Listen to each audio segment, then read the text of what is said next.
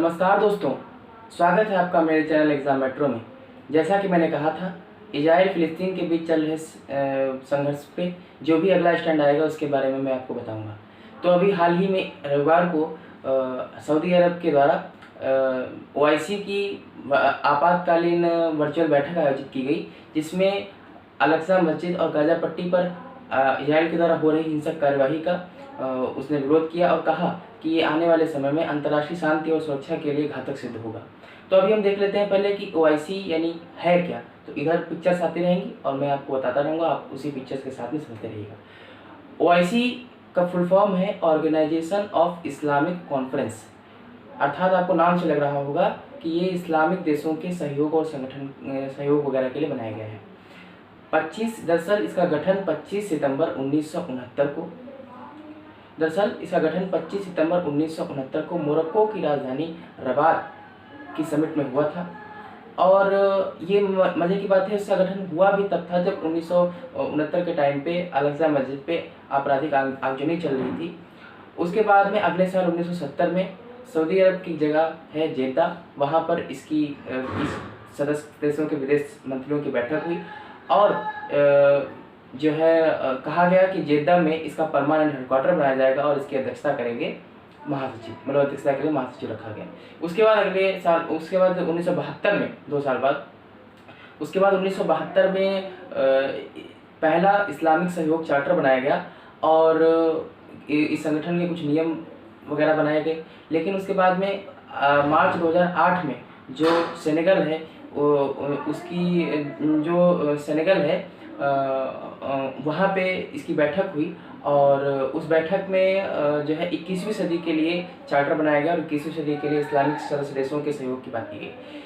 पहले आप इस संगठन को जब इसके स्ट्रक्चर को देखेंगे तो अभी बगल में इस टाइप एक मैप आएगा जिसमें आपको इसके सदस्य देशों के चीज़ें दिखेंगी कि कहाँ कहाँ है।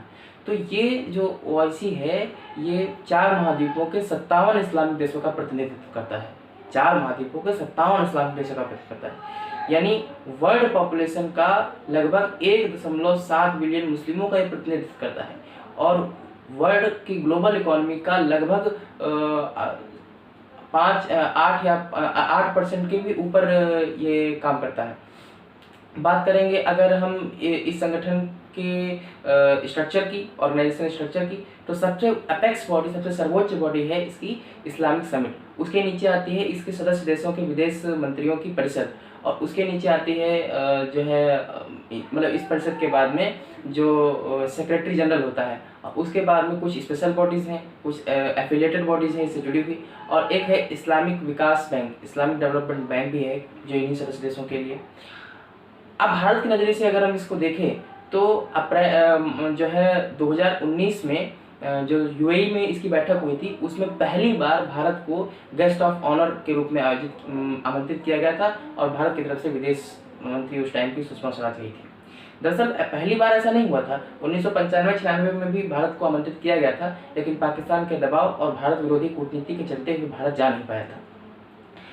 2002 में एक देश है कतर, उसके द्वारा जो है भारत को कहा गया कि भारत में मुस्लिमों की बड़ी आबादी रहती है, इसलिए भारत को पर्यवेक्षक का दर्जा दिया है, लेकिन पाकिस्तान के दबाव आदि के कारण ऐसा हो नहीं पाया। 2016 में फिर से बांग्लादेश के द्वारा ऐसा कहा गया। तो और रही बात इसकी कि ओआईसी का खुद का ये स्टैंड है, मैं ये नहीं कह रहा कि ये गलत है, सही, तो ओआईसी ने ऐसा स्टैंड रखा है। अब ओआईसी के देशों का भारत के लिए क्या रोल है या भारत की फॉरेन पॉलिसी में ओआईसी के देशों का क्या रोल है। अगर आप ब्रुनेई, मलेशिया या ब्रुनेई को देखें, मलेशिया को देखें, इंडोनेशिया को देखें तो वो भारत की एक्ट ईस्ट पॉलिसी के लिए बहुत ज़रूरी है। ईरान को देखेंगे तो वो भारत के ऊर्जा सहयोग के लिए बहुत ज़रूरी है। अगर आप अफ्रीका को देखेंगे तो हाइड्रोकार्बन वगैरह के लिए बहुत ज़रूरी है। खाड़ी देशों को देखेंगे तो खाड़ी देशों का भारत के साथ बहुत अच्छा संबंध है और होना भी चाहिए, क्योंकि हमको सस्ते दरों पे और कुछ देश तो रुपए की करेंसी पे हमको जो है तेल मुहैया कराते हैं। तो ये ओआईसी का स्टैंड है। मैं ये नहीं कह रहा कि ये गलत है, सही, वो आपका अपना नज़रिया है। आप चाहें तो कमेंट बॉक्स में क्वेश्चन पूछ सकते हैं, कमेंट बॉक्स में बता सकते हैं।